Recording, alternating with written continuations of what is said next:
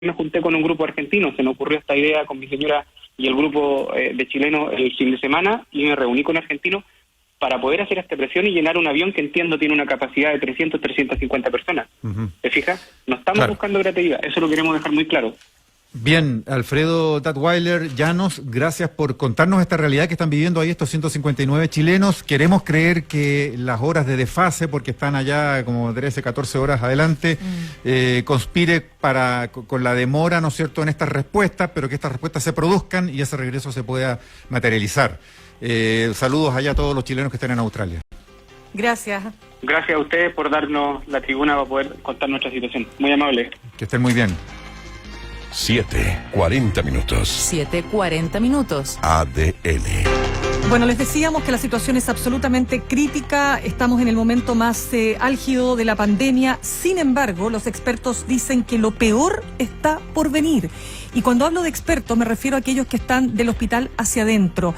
Un médico intensivista, Sebastián Ugarte, decía que la pandemia se gana del hospital hacia afuera. Pero ¿qué pasa dentro de los hospitales, dentro de las clínicas? ¿Cómo está la situación interna de los funcionarios de salud, de los que tienen que lidiar día a día con la vida y con la muerte? De eso queremos conversar a esta hora con el anestesiólogo médico de la Posta Central y también de la Clínica Dávila, expresidente de la Asociación de Anestesiología de Chile, el doctor Renato Chacón, a quien ya tenemos en línea. Doctor Chacón, buenos días, gracias por su tiempo con ADN hoy. Mauricio, Mirna, muy grato de estar conversando con ustedes. Buenos días, doctor. Doctor Chacón, coincide con lo señalado, y le voy a dar el nombre concreto, el doctor Juan Carlos Said, máster en salud pública, médico internista del Hospital Sotero del Río, cuando ayer decía que la situación es muy grave ahora, pero que lo peor está por venir. Sí, coincido plenamente. La verdad es que la situación en estos momentos en los hospitales es muy crítica. Hay mucha exigencia clínica de pacientes que están llegando en gran cantidad a los hospitales y que están llegando, muchos de ellos, a ventilarse con fallas respiratorias severas. Pero si ustedes se fijan, la curva de requerimiento de hospitalización y de camas críticas y de ventiladores mecánicos es una curva que sigue a la curva de contagios en forma bastante fiel, pero con una semana de posterioridad.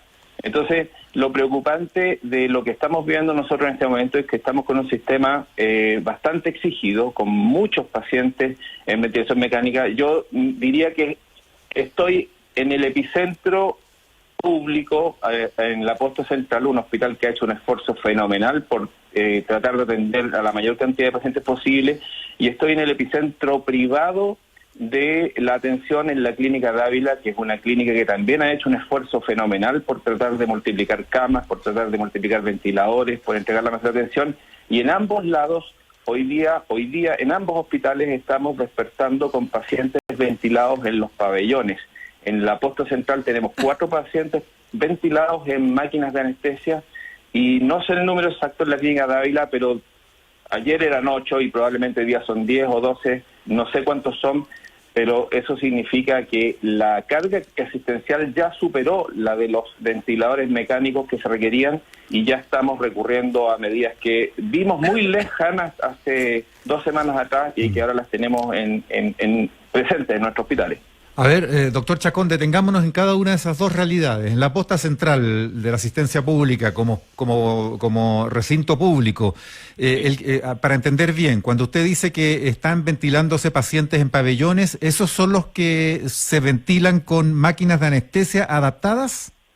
Exactamente, y en realidad ni siquiera se requiere adaptar la máquina, es un concepto bien importante. La máquina de anestesia tiene en algún momento el ministro de Ciencias dijo que la máquina había que reconvertirla.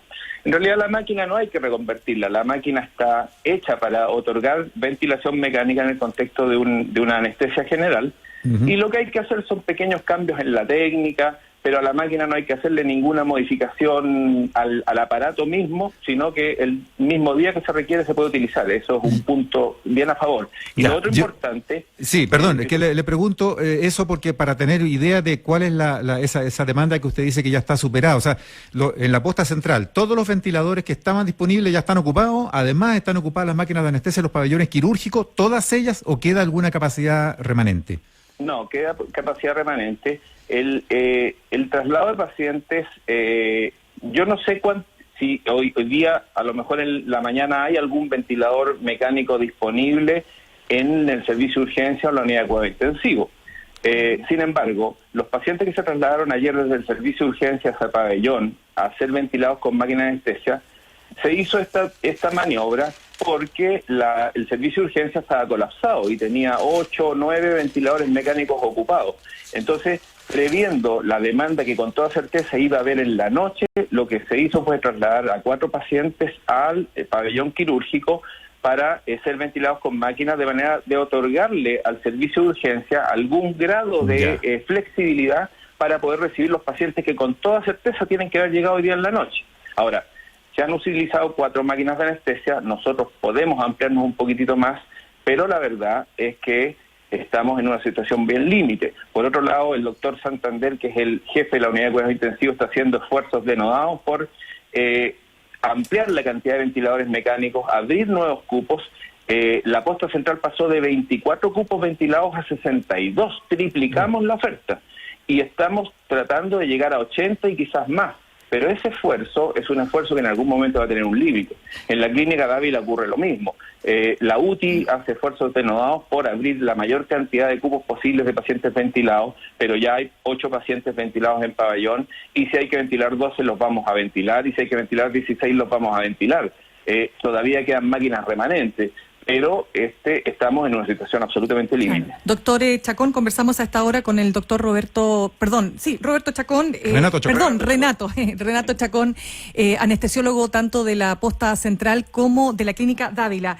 Doctor Chacón, el gobierno por decreto ha ordenado a las clínicas privadas duplicar su capacidad de ventiladores mecánicos, y esto incluye reconversión. Bueno, se hablaba de la reconversión de los ventiladores de anestesia. Usted ha explicado recién que no es necesaria la reconversión como tal, pero yo quisiera preguntarle, más allá de que usted solo puede dar cuenta de lo que pasa en su clínica, la clínica Dávila, ¿se está haciendo este esfuerzo para ampliar esta capacidad?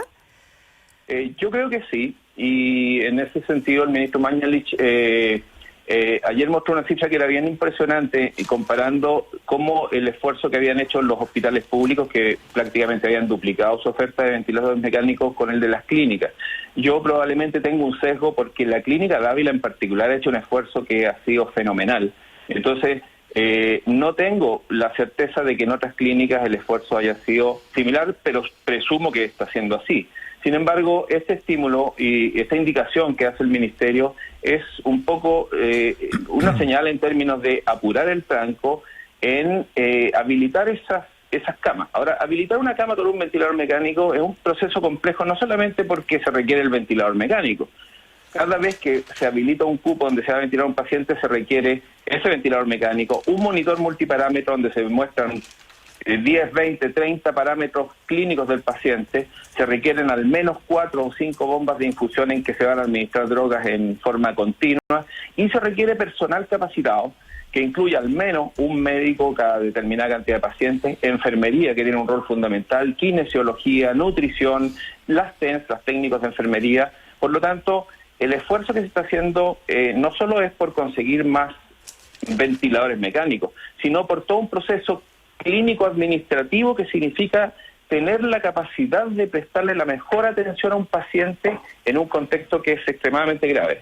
Doctor Chacón, hay una pregunta ahí que, está rondando esta situación que se vio respecto de un paciente médico, entiendo que esto ocurrió en Concepción, a quien se le aplicó plasma convaleciente de un paciente COVID-19 recuperado. Esto yo entiendo que está en una etapa, no sé si llamar experimental, pero ¿qué es lo que se sabe hasta ahora respecto de aquello? Porque el paciente, este médico, dice, me estaba muriendo y a las 24 horas estaba en otro mundo, ya recuperado prácticamente. Entonces, pregunto, ¿esto está en una etapa muy, preliminar? ¿Se puede dar cuenta de que podríamos efectivamente estar enfrentando una situación que podría ser una ayuda importante para muchos pacientes?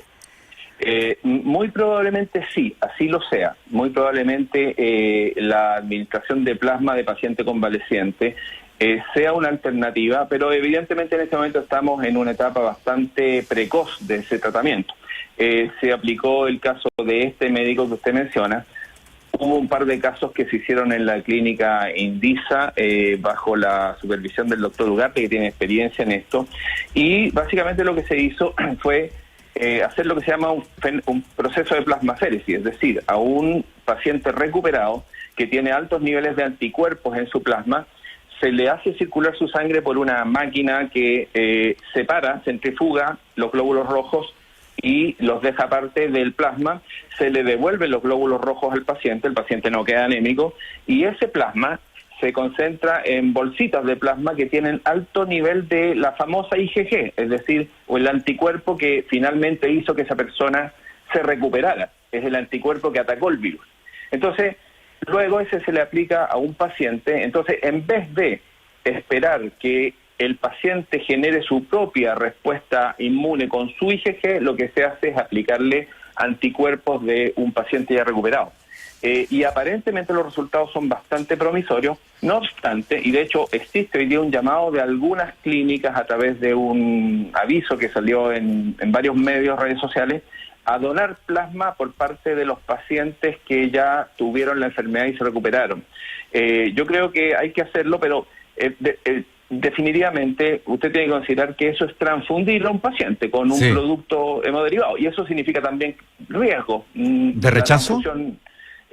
Pueden haber, cuando se transfunde sangre, plasma, por este o por otros motivos, pueden existir reacciones adversas, pueden existir reacciones alérgicas, puede existir hemólisis, destrucción de los glóbulos rojos, tiene que ser compatible, es decir, es una técnica que requiere absolutamente un cuidado especial, y por sobre todo lo que yo creo que hay que hacer con esto es hacer un estudio más grande que exceda a estos 3 o 4 pacientes que se han hecho para demostrar que los beneficios son más altos que los riesgos, digamos, eso siempre se hace en medicina. Bueno, por lo pronto, doctor Chacón, permítame, ya que usted mencionó que hay una publicidad, efectivamente hay una campaña que tiene el título donantecovid.cl, hay que poner las 3 W primero para entrar a la página donantecovid.cl, donde está la Clínica Dávila, donde usted trabaja, también está la Alemana, la Red UC Christus, Red Salud, Facultad de Medicina de la Chile, de la Católica, las entidades empresariales como la Confederación de la Producción y del Comercio, el Hospital del Trabajador, en fin. Y están invitando a todos los recuperados de COVID-19 a donar sangre para que con su plasma disponible se pueda hacer lo que usted dice, con todos esos resguardos, sin duda. Exactamente, eso es lo que están haciendo, y yo honestamente llamo a los pacientes recuperados de esta enfermedad a aportar con su plasma. Yo creo que esa es una alternativa que puede cambiar el curso en algunos pacientes. Hay que desde luego hacer las pruebas correspondientes, pero para eso necesitamos, digamos, el insumo, y el insumo es el plasma de aquellas personas que se recuperaron. Es una técnica de extracción muy segura, no representa ningún riesgo para el donante. Por lo tanto, yo llamo también a colaborar con estas clínicas y hospitales para lograr adjuntar una nueva terapia, una nueva alternativa terapéutica a estos pacientes que son pacientes muy graves. Bien, pues se nos acabó el tiempo, desafortunadamente. Doctor Renato Chacón, anestesiólogo de la Posta Central y de la Clínica Dávila, muchas gracias por compartir su experiencia. Permítame un solo segundo para decir algo que es súper importante en esto. Lo que hemos descrito durante esta entrevista es cómo nos estamos enfrentando en el hospital a prepararnos para la parte más crítica, que son los pacientes hospitalizados. La guerra no se va a ganar en los hospitales. Si nosotros llevamos al campo de batalla de los hospitales el tratar de ganar